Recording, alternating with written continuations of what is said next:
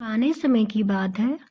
किसी गांव में एक ब्राह्मण रहता था जो बहुत सत्यवादी और धार्मिक था।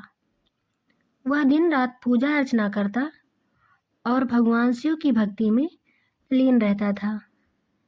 लेकिन एक दिन वह बेहद दुखी हो गया। दुखी होने का कारण यह था कि उसे बहुत समय से किसी ने दान नहीं दिया और उनके पास रोटी खाने के भी पैसे नहीं थे।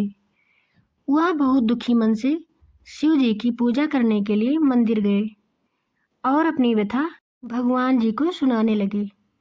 उसने भगवान से कहा, हे महादेव, मैं हमेशा आपकी पूजा करता हूँ, फिर भी मेरे पास रोटी तक के पैसे नहीं हैं।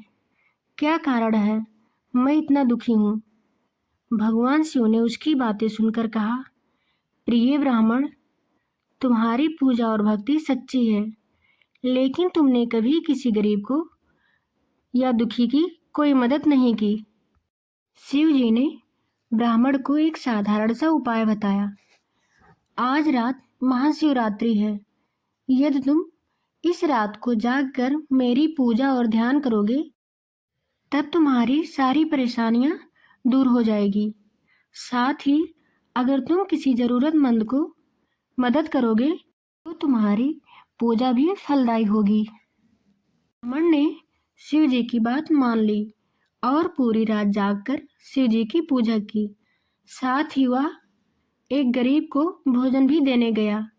जब ब्राह्मण ने उसकी मदद की तो भगवान शिव जी उसे दर्शन देने आए। भगवान ने कहा, तुमने अपनी पूजा के साथ साथ दान भी किया, इसलिए अब तुम्हारी सारी परेशानियां समाप्त हो गई। तुम जिस मार्ग पर चल रहे हो वह सही है। तब से ब्राह्मण का जीवन बदल गया और वह अपनी भक्ति और दान के कारण प्रसिद्ध हो गया।